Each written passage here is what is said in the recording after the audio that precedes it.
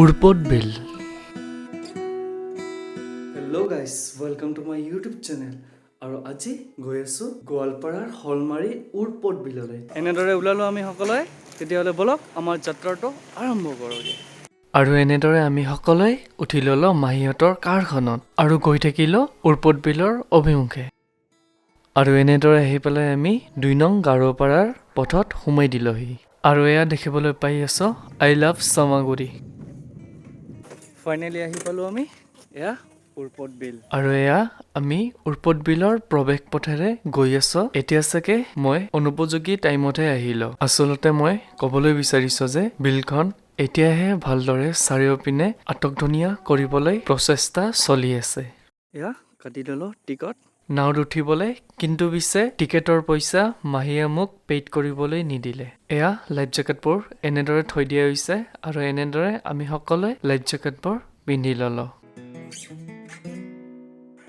এতিয়া নাওত উঠিবলৈ। আৰু এনেদৰে আমি সকলোৱে নাওত উঠি ল'লোঁ। কিন্তু পিছে মোৰ নাওত উঠি পেলাই অকণমান প্ৰথম ভয় লাগিলে। আৰু ইপিনে মাহী আৰু ভণ্টিহঁতে মোৰ ওলোটাহে বিন্দাছ ফূৰ্তি কৰি আছে।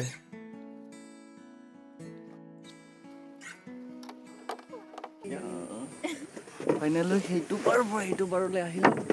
অকণমান ভয় লাগিছিলে, ফাৰ্ষ্ট এক্সপিৰিয়েঞ্চ। আৰু এয়া এইটো জেগাত আমাক উঠালে। ইয়াৰ পৰা এটা ভিউ আপোনালোকৰ কাৰণে। এয়া উৰপদ বিলৰ পৰা গধূলিৰ মধুৰ ক্ষণ, বেলি মাৰ যাওঁ অৱস্থা। বলকচোন এতিয়া আমি চাই লওঁ উৰপদ বিলত কটোৱা কিছু ক্ষণ আৰু কেইটামান ভিডিঅ' ফুটেজ।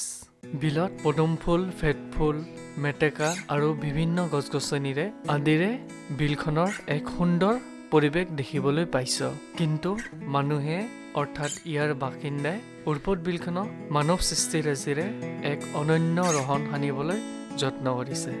য'ত বাহিৰে সজা চাংঘৰ, দলং, বাহিৰে সজা আচবাব আদি আমি উঠি বহি দেখিবলৈ পাইছোঁ।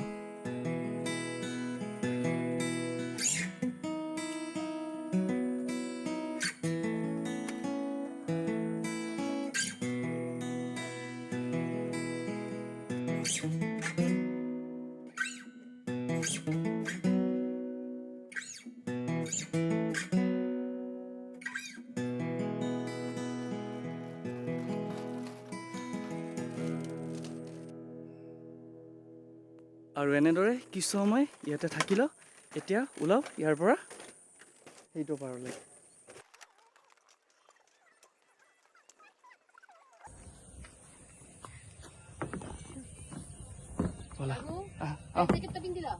লাইফ জেকেট এই এনেকৈ কিয় কৰোঁ প্ৰথমতে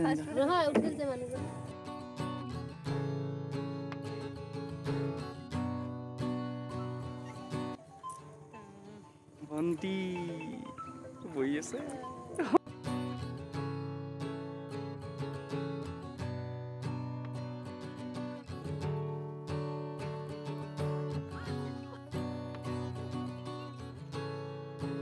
ফাইনেলি আহি পালোঁ এইটো পাৰলৈ।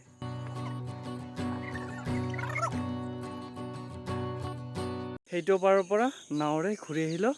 এতিয়া ইপিনে ইয়াতে অকণমান খোজকাঢ়িম।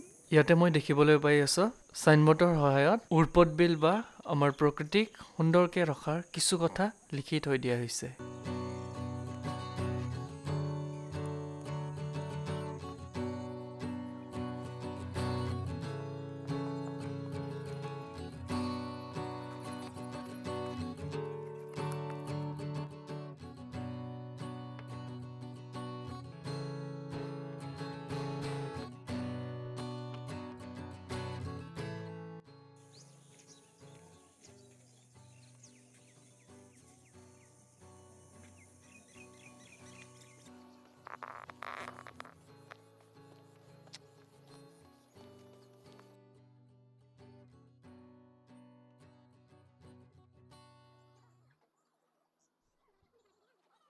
এনেদৰে ইয়াতে কিছু সময় থাকিলোঁ।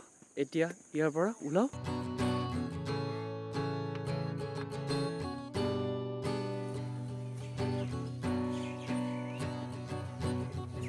আজিৰ ভিডিঅ'টো এনেকৈ সৰুকৈ বনালোঁ। যদি মোৰ ভিডিঅ'বোৰ চাই আপোনালোকৰ ভাল লাগে তেতিয়াহ'লে মোৰ চেনেলটো লাইক শ্বেয়াৰ এণ্ড ছাবস্ক্ৰাইব কৰিবলৈ নাপাহৰিব। ধন্যবাদ।